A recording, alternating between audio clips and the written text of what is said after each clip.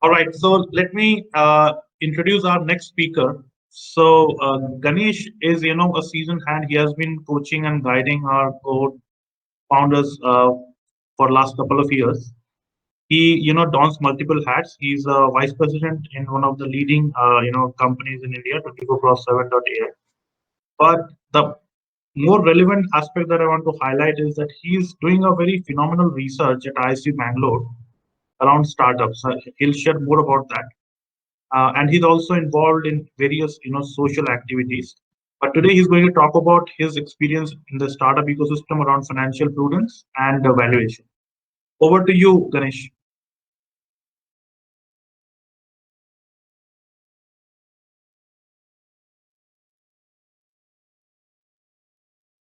Is it okay, Arnab? Can I share the screen? Yeah, please go ahead. Go ahead. Right.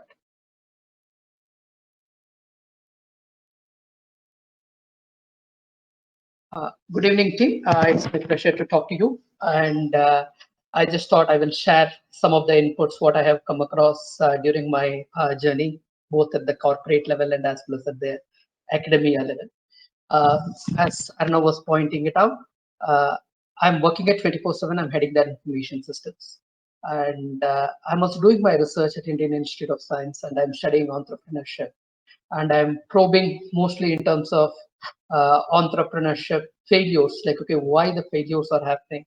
So I have a lot of interesting stuff to talk about it, but that will be a separate session that we will talk about it. And today's focus, I will try to restrict on valuation. It's one of the very favorite topic. And one of the reasons which may come to you, why Ganesh is talking about valuation, or what credentials. Just to let you know, from 2000, in my corporate journey, this is my 25th year, and between 2008 to 2012, I was wearing the hat of finance head for a couple of acquisitions, which the first two acquisitions of 24/7 I was part of, Voxify and Tell Me. So how we went through this entire process in terms of financial diligence, I'm aware of it. And as well as I'm helping a few startups in terms of their valuation, and trying to help them to understand, like, okay, how to propose things and various things in terms of valuation. As we will going forward, as we discover, it's not only about the numbers, it's about the product, it's about the process, various things. When it comes to valuation, it's not only the numbers, but numbers are the must. That's the one thing which I wanted to emphasize. Hope you're able to see my screen. Arnav, you're able to see. Not yet, Ganesh. Do you want to share once? Yes, more? 1 second. Yeah. I think it is waiting for the host approval. Yeah, I have approved it from my end.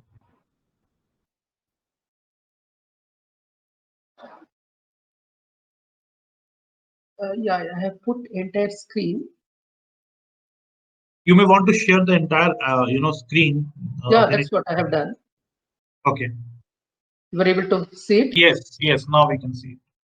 Okay, thanks a lot. Moving on, this is the quick agenda. I thought we will talk about it in the next 20 to 30 minutes. One is the financial prudence is definitely absolutely required, is the view that we will all agree. So we will first talk about what is financial prudence and get into the details of it a bit. Subsequently followed by a couple of valuation methods that we will talk about it. And the process of valuation, that's the one thing which I will be more interested in talking about to you, so that it helps in terms of driving the right things. Probably if we attack the right X, then the output is going to be right. So that's what I just wanted to talk about. And then what is the approach that we should take about valuation? I will just provide some guidelines and I will leave it to you. Like, okay, what is right for every organization may be different, and I will leave it to you to decide for you. In this entire process, in case of any help which is required, for a limited time, I will be available. Till June, I will be busy with my submission of my thesis, Jan. After that, like, okay, I will be relatively, my availability will improve further. Right. Just to start with, I have a couple of questions for you. The first one is finances for my accountant to know. How many of you agree?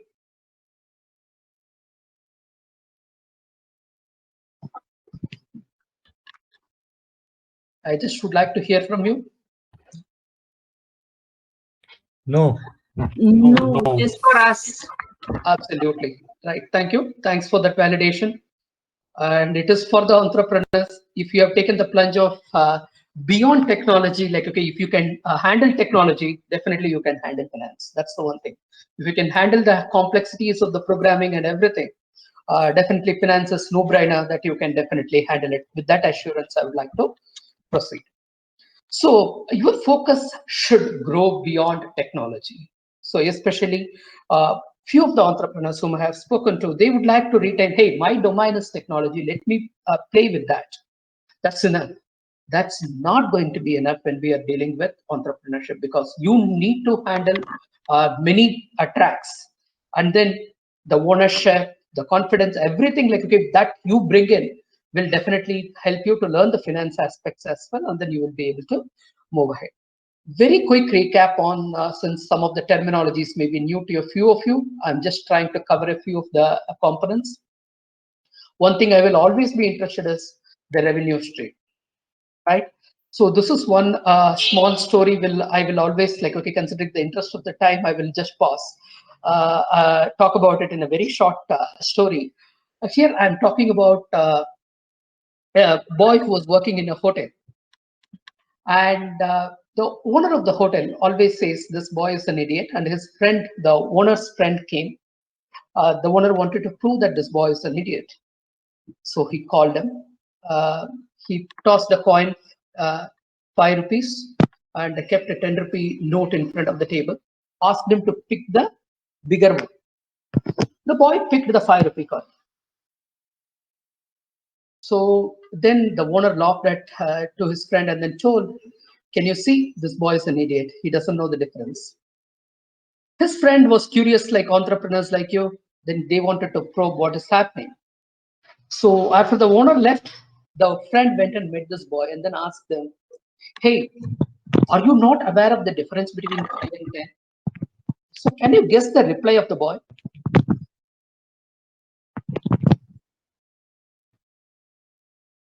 I'm just waiting for your answer. Yes. If he took the 10 rupees first, the game will end there. Absolutely. Getting 5 rupees, then he keep getting 5 rupees. Absolutely. So that's what is revenue stream is all about. Like, okay, so when we are talking about revenue stream, you don't shut the stream. Rather, like, okay, your stream should be flowing, right? So when it comes to revenue, it is not the one-time event. Revenue needs to be flowing. So that's where when we are designing our product and service, every transaction should convert in terms of revenue. So how we are going to price the model, how we are going to be making the product offering unique, the business side of it in terms of converting into a revenue stream is important. So many a times the product was thought through and the technology was thought through, but not the revenue stream was thought through. How we are going to get the revenue for every transaction. Every transaction should get the revenue into the startups bucket for it to be sustainable. Otherwise, that's going to be a problem. Hope you guys agree. Totally. Right. So without a revenue, then like, okay, we cannot be doing charities. Like, okay, so this is a tough talk which I'm talking about. I must always see our head like, okay, that is a different business. That is a different action. When you are in the business, if there is not conversion of revenue for your delivery, then there is something that you need to really look at it. So that's the point which I wanted to emphasize. Then the next one is, which is we all of us must be focused on, is the cost, right? Knowing the difference between the capex, where you are investing, where we are like, okay, operationally, where we are incurring the cost, where we are like, okay, incurring the capex cost, trying to differentiate what it is. So that is very important, which is going to have a long-term impact, that is the capex, which is going to be operationally for that transaction fetching the revenue, that is your opex. So being aware of the cost and investing where it is required is definitely a must. So typically there is a saying, Even if I throw the money in the river, I should measure it and then throw. Don't just throw it, right? So any money which is flowing out, it's hard-earned money, be it your money or investors' money or anybody's money. It needs to give its value back to the person who has given the money. So that is the one thing I just would like to emphasize on. So know your cost. This is ultimately very important when it comes to the margins. So when we know the revenue stream, when we have established the revenue stream, when we know our cost, then margins are the good indicators of the health of the business. So for the sustainable profitability is going to really is going to attract various things. So many a times we run behind various things, including investment. I would say if we are profitable, if the product is good, I will show you the showcase a couple of case studies where the acquirer or the investors run behind the product. So that way it can fetch the required multiplier that we are all looking for, right? So the multiplier, what we are looking for, be it in terms of revenue or be it in terms of margin, EBIT or OPEX or operating profit or anything, that is possible when the business health, when the fundamentals in terms of the underlying business values are really great, right? And the importance of pricing. Many a times in startup, we suffer because of we don't know how to price. And later point of time, we go for okay, hey, I have not realized the value. So knowing the cost will help us to price it right. So that way the margins can be taken care. So pricing is a separate element if required. Okay, I will work with Arnav and then we shall have a separate session on pricing. It is absolutely essential to price. The customers will be paying if the value is there. So pricing right, if we know the OPEX and CAPEX, and instead of burning the cash, we will be able to get the returns, early returns, if we know the pricing. So typically, this is one of the area okay, we start with a freemium, thinking that it will end, but the customers expect that for their lifetime, okay, it's going to be a freemium, which is impossible, right? So I just wanted the fundamentals to be clear before we proceed on the evaluation methods. And ultimately, we all know the importance of the cash. And absolutely, it is essential to have the positive cash. Without the money in the bank or in your pocket, the runway, if it is lost, we can get into the futile moments, which is not expected, right? Is there any questions so far? If none, I will just... Can you please throw some light on zero-based budgeting? Okay, so typically what we do is we think okay, many times we come with some certain flavor of the corporate world, and then we think we have a budget and entitlement available for this expense. So every year when we are going to zero base it, meaning okay, don't look at the previous reference. Is there something in the market which is really available? Imagine you are already renting a place. If NASSCOM is providing you free rental in their incubator, can it reduce your cost? Or if AWS, okay, they are going to offer it some amount of their services free, can I tap it? And if there are going to be freelancers who are available to take care of a certain code, can I leverage it? So try to control every expenses in terms of your outflow. Make it zero based. Instead, okay, last year I spent it, can I spend this year also? Always looking for efficiency in the way you spend. That is typically your zero based budget. Okay, thank you. Right. So this probably just to give you a quick overview of okay, how is your inflow? From there, cost of goods sold takes away the results you the gross margin or the gross profit. And from there, you can estimate your gross margin percentages. Then your equipment depreciation takes you to EBITDA, and how your EBIT, EBT, and what is left to the owners I just graphically represented it for you. Moving on. Any other questions? Can I move on? Right. I'm going to talk about two methods. One is a bit dated in terms of DCF, discounted cash flow, and some of you had questions about it. I will just try to help you to make you understand what it is, and it is very easy one. We do not have to.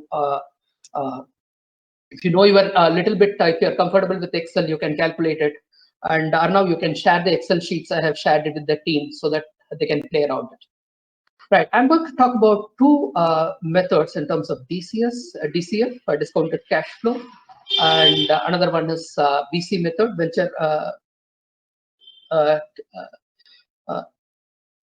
I will be talking about. Yeah. So the first, in terms of couple of basic items. So the four different items that you need to be aware of it a bit. There's net present value. So another guy was talking about internal rate of return and profitability index, and then the payback period. So let me just switch to Excel and then help to play a little. So that imagine if this is my revenue inflow, which is expected for the next few years. You can play with this value and then change this return, the rate of return which is expected. Imagine if it is 8%. And I have taken a constant return of 8%. Imagine if you have any inflation in terms of the rate of return which is expected, that also you can change it. So this formula. So if I'm going to get 200 mil, what is going to be this 8% at the end of 1 year is going to be, it's going to divide it, the 1 plus R to the power of the number of years. So the present value of this 200 million is 185 million. So similarly, we are calculating it for the second year. So it's going to take the power to the 2 at the end of the second year means. So that's the reason the 300 million is 257. So the discounted cash, this is what is the discounting, the rate of return which is expected. So my total rate of return for the expected revenue, I have discounted it. When I sum it, even though I have 1.7 million, my discounted cash rate at 8% is 1.315. Imagine if it is going to be say 7%, it's going to be 1.35. If it is 6%, you can vary it and then see it is around 1.4 million. If it is 12%, you can vary it and then see. So now, what we typically look at it, if my investment is 1 million, right? So my delta is what is your net present value. If net present value is positive, then you can go for that project and then you can proceed. So typically imagine if it is going to be a 15%, you will have or a 18%, let me just take it for you will have a net present value which is negative, which is really make it that project not viable, right? So that's the first variable we will always try to look at it while you are evaluating these ideas. So what is this investment? It involves all your cash outflow, that whatever you are going to be talking about. So then the next one is your PI, profitability index, which is the net present value divided by your investment, which is another way of representing it. It's a different way of representation. So imagine if your rate of return is 8%, you will have a higher profitability index. And one more question you guys had, what is IRR? So typically what we do in IRR, I'm also a finance guy, so I'm just giving you a tip. So what is the rate at which the NPV becomes 0? That is what is your IRR. So imagine I have just calculated it for you. So at 17.71, your NPV is 0. So that is the point where the net present value becomes 0 almost, which is your PI is also equal to 1. So if your cost of raising funds is less than 17.7%, it's going to be great for you. You will be having a positive cash flow. If it is going to be greater than, see, that's what I was trying to say. If it is 17, you will have your NPV, which is positive. The moment it crosses, say, 19%, you will have an NPV negative. So your net present value. So you can play with it and then figure it out. What is my IRR for a project by discounting it? And imagine currently I have taken a constant value of constant return rate, which you can vary and then play with. And another term which normally people will be using it is payback period. So what is payback period? I keep accumulating my revenue every year, whatever is my inflow. And when my investment, whatever I have invested, this is without discounting when I put, it is breaking even between the third and fourth year, and almost the delta is the same. So I'm saying 3.5 years is the break-even period.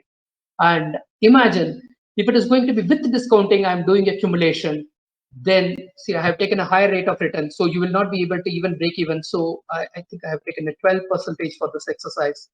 So it is a 4.2 years of break even if I'm going to take a discount rate. So this sheet, you can play with it. So the basic things you should be aware of it. So these are all the terminologies you can play with it. See, what is the revenue which I'm committing? So for discounted cash flow, like, okay, for a DCF method, you will be playing with free cash flow that I will be getting into it. So any questions on these basics of the four parameters? What is net present value, IRR, or profitability index, or payback period? Okay. If none, can I proceed? Right.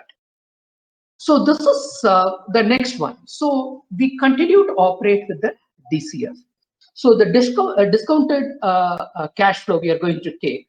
And the only difference in a DCF method that what we will be adopting, instead of revenue, what I was showing it to you as an example earlier, you will be taking the free cash flow and then doing the discounting rate. So this is weighted average cost of capital. So similarly, your rate of return or whatever it is that you can put it, and then you can play around. And if that value, what is free cash flow? Your EBITDA, EBIT, you take, and the tax goes off, and then the net operating profit that you are going to get. And your investment is an outflow, working capital is an outflow. You will be subtracting it and then adding the depreciation, which is not a cash flow. So it's basically, it's a notional cash, right? And then which is going to come into, it's going to be available to you. So you are going to take your free cash flow and then calculate your values. So typically, so if the DCF is good, then like, okay, you can like, okay, the investors have a good view of it. But there are challenges to it. It can project a high growth potential, but this is talking about like, okay, you need to have a financial history. Typically DCF calls for where startups are in the stage of emerging. So things are yet to stabilize. Revenue has come or has not come. So there are various stages we are in the evolution, in the startup evolution. So very limited financial history when it is available. It is difficult to do all this techniques. So we will be operating with very high level numbers. And the financial performance, when it is negative, it's very difficult to do this kind of a calculation. So the risk of failure is also going to be high, and the comparisons are going to be typically difficult with the DCF method. So that is where the VC method, which is typically adopted. So I will just give the highlights of it. What is the VC method? I will be once again taking you to the Excel sheet, and this sheet also I have shared it with Arnav. Arnav, you can share it with the team.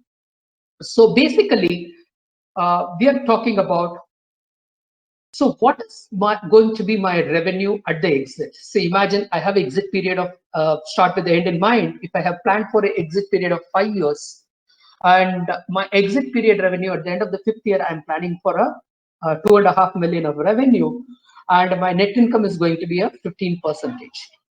So what's my profit, which is going to be my revenue with to net income gives my profit, that is around 375.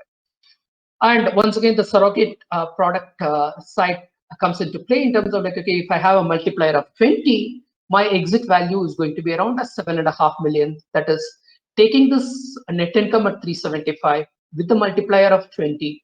You can play around once again, like, okay, if you want to change it to 10, you can change, and then see if you want to see exit period. So it's all parameters which you can play with. So this 7.5 million is arrived based on this. And if we are going for a multiple rounds of funding, let us see how the pre-money happens, how the post-money happens. And let's also keep looking at what happens to the co-founders' equity. We all chase funding, but we should also know how it dilutes your share, right? Imagine at Series A, an angel investment which happens with a 50% expected return. See, imagine the angels typically expect a very high rate of return. And then if you go for that kind of a return rate, and the future value of this 500 at a 50%, so this is basically compounding. So earlier we have spoken about a discounting rate. The future value is going to be on the compounding rate. So you will be adding the discount, the percentage expected rate of return to here, and then you will be calculating it. And what is the post-money valuation? That is typically you take this 7.5 mil and discount it at the expected rate of 50% for the duration of the investment. If it is 5 years, if they have remained invested with you, they are going to expect the returns for the 5 years. So that's going to be around 987K. And the investment money gets subtracted. That is what is your pre-money valuation.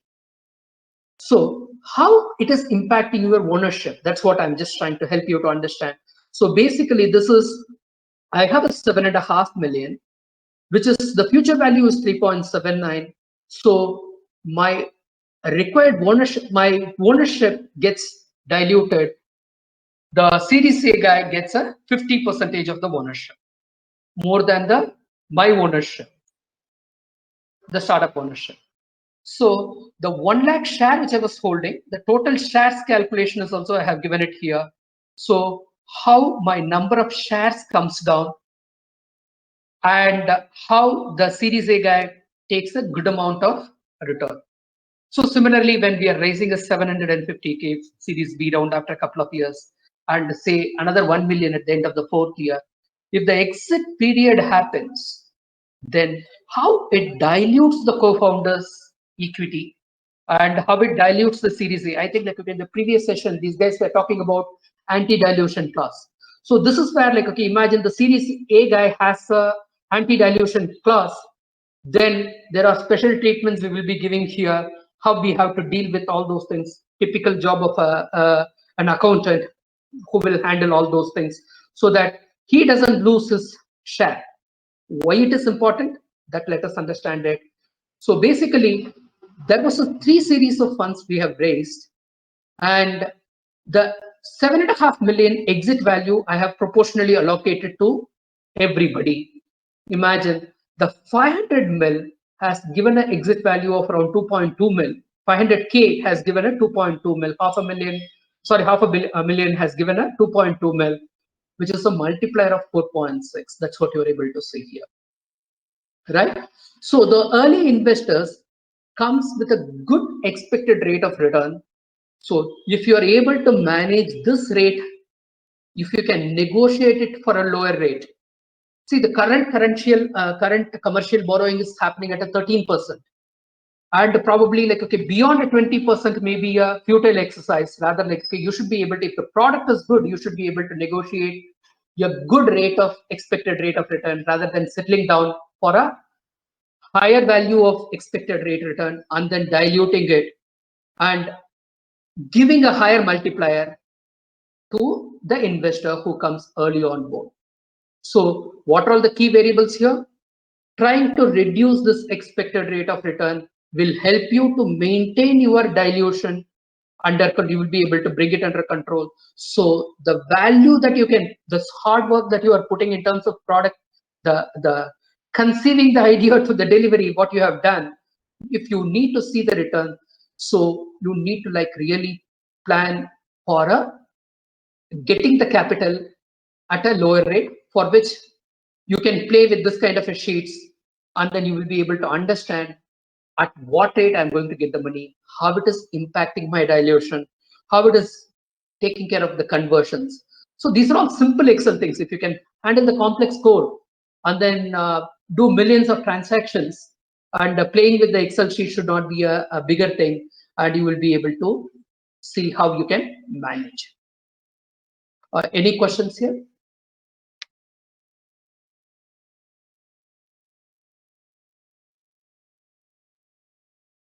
I If there are no questions, I will move ahead. Right. So going back to Ganesh, just one quick thing, Arnav here. So at early stage, I think this will be useful. The VC method that you've shown, this is very useful for the founder.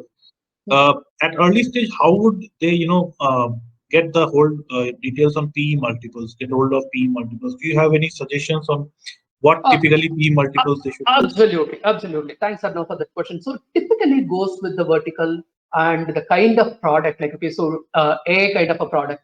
And that is where, so I will just go back here. What is my GM, gross margin?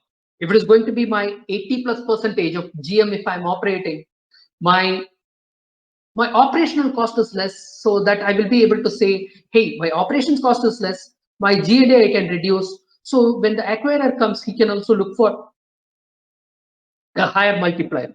So that is where a knowledge on the basic finance is very essential. So the multiplier is going to be typically determine the kind of technology that you are adopting. That is going to give me a good gross margin or a good finally retained earnings. And I can always look for a good EBITDA, which is a pseudo to cash. So yeah, good EBITDA, good gross margin, good operating margin are all the indicators besides the industry vertical. See if it is going to be EdTech, or if it is going to be a food tech, or if it is going to be BFSI. So there are, along with the technology, I will look at it. I will just not only look at the vertical, rather I will look at the technology, which is going to give me a better margin. If my margins are good, so that is where, like, okay, you will see my exit value is getting determined by what kind of margin, net income I'm getting. So my exit value is a multiplier of my net income. So the focus on the net income, how my focus on net income can come increase. If my costs are down, if my costs are going to be down, my gross margin is going to be higher, my net income is going to be higher. Right? For which, once again, pricing is important. If you don't do the pricing right, if we don't establish the revenue stream, it can really hurt. So that's my input on that, Arnav. Thank you. Thanks, Ganesh. Right. So my suggestion is, like, okay, typically one more thing which is always you will be interested, how the share price keeps moving. So this is one number which is typically which will excite an entrepreneur the moment you get the understanding of it. Hey, what is my post-money valuation? What's my pre-money valuation? So these are all the things. The moment you start getting the funds, you will be able to appreciate it. And imagine the funds are coming at the dilution. So you are like, okay, imagine with 100% true, like, okay, at this point itself. And one tip here, the moment you are going to lose beyond a 51%, you are going to accommodate one more board seat. Please understand that. Like, okay, so that means the control component, the control in terms of the product roadmap that you want to have, the direction that you want to take your startup is all going to be important if the dilution crosses this percentage. So the majority portion of it should be with the founding team. Is my view. If you need to take the startup unidirectionally, right? Can I move ahead? Right. Thank you. Right. And here we have spoken about it. So these are all a couple of things which I am talking about. It's not complex. So even though it is claimed to be very complex, as long as if we can understand numbers, it's at the end of the day, it's all numbers, which is in black and white. There is no gray in it, right? But we need to be very clear with what we are offering and what we are getting into. And do not complicate. Okay, typically, like, okay, we shall make this Excel sheet complicated with adding sophistication. Hey, my revenue flow is not going to be this much. There is going to be risk factors here. I can add risk in it. I can add discount cash flow here. So I can make things complicated, but at the same time, the more complexity you add, at one point in time, you will forget, like, okay, what you have done in the spreadsheet kind of a thing. So keep it simple and make sure that, like, okay, the dilution is not getting into the too much of it should not become too much of an issue. This I'm talking about from my experience of interviewing so many entrepreneurs. I have spoken to around 151 entrepreneurs for my thesis. So I understand, like, okay, how they suffer in some cases if this dilution is taken for granted.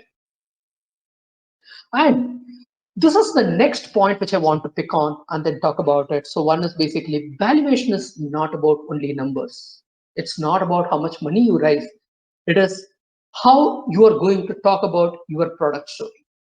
And typically, I have handled it from the front of what we look at it from an acquisition perspective, and as well as from the investors. Couple of startups I have helped them to make these models.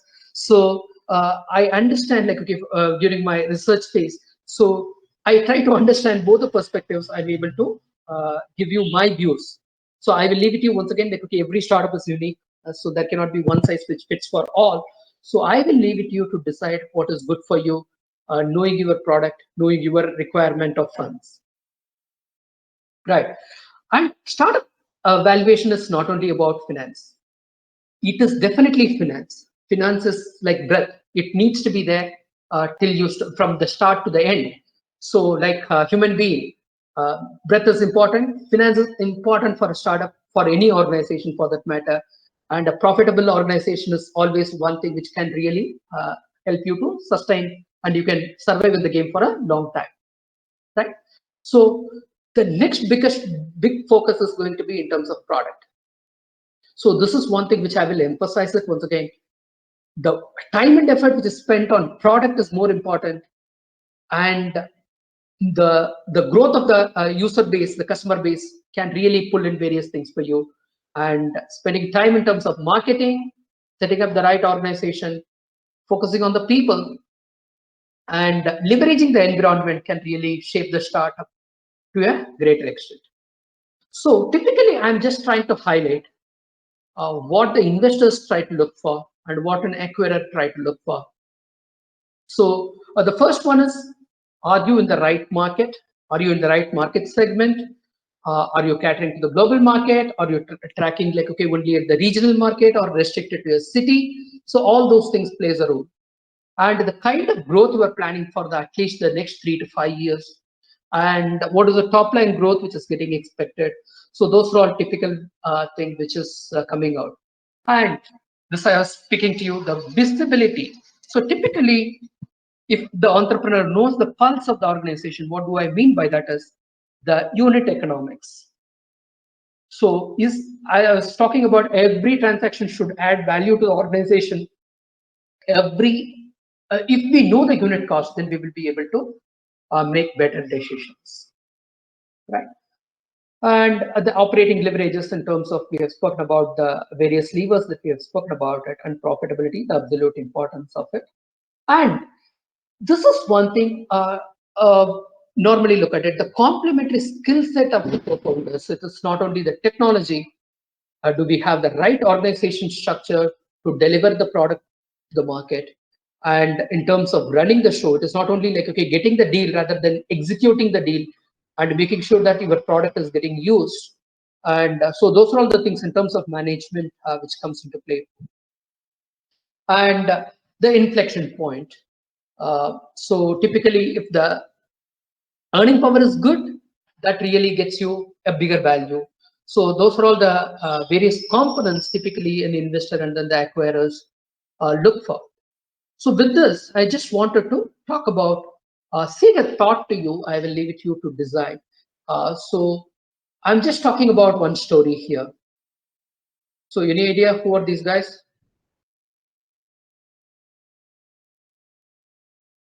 Any idea? Okay, I'm not going to give time for you to Google it with the Fito.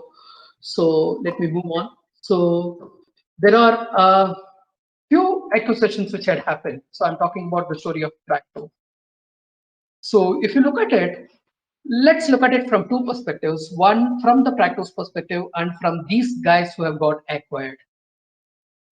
So if you look at it, what is the difference which I'm always talking about is, one is let the investor chase you. This is what, like when I was talking to once to Practo CEO was mentioning. So let the investor chase you. If the focus is on the product, the investors comes and say, "Hey, come on, man! Like, okay, take my money." You need not have to run behind them, right? Let the acquirer hunt for you. So most of these cases, what happened to the guys who have got acquired is, once again, they got acquired because of the product will be the complementary skill set that it was bringing to the table, and as well as it was taking care of the entire team who was operating. So the big fish was able to accommodate the rest of the entities which got acquired, right? So when the focus is on the product, and this is one thing which the Practo head was emphasizing, can really attract the investor or the acquirer in a right way. And otherwise, if we are running behind fund, yes, we can run as long as we want to run. So it's going to like really make the journey maybe looking difficult. So the focus, yes, I don't decline the fact that okay, the funding is required. And as long as you can do a bootstrapping, that's my personal observation after talking to 151 entrepreneurs. So if your journey, if you want to make it fruitful and reach the goals that you have, yes, it's going to be a difficult journey. Try to make it bootstrapped, get it bootstrapped. If it is essential, go for the funding without too much of a dilution, so you don't lose it. So that, like, okay, if you remember, in terms of the term sheet, couple of the contract items which was there, the conflict, dealing with the conflicts with the investors. That is one of the things which has killed so many startups, and that is the one thing that why I am saying what I am saying, right? So this is with a word of caution, comes with a bit of up to the knowledge which I have gained from the various entrepreneurs. So that's what I just thought I will share it with you. So that's all I had to speak about. Here is a quick summary. We spoke about the financial prudence, spoke about the valuation, and in terms of the various techniques, and in terms of how to go about what is going to be the. So you guys are bringing a lot of technology disruption. So this consequential technology disruption should lead returns to you. So that's where I'm trying to just add a word of caution. Have a great passion towards your product delivery, and then to your customer, things will be in a great shape. That's all from me. Thanks, Ganesh. Thank you. Do we have any questions for Ganesh?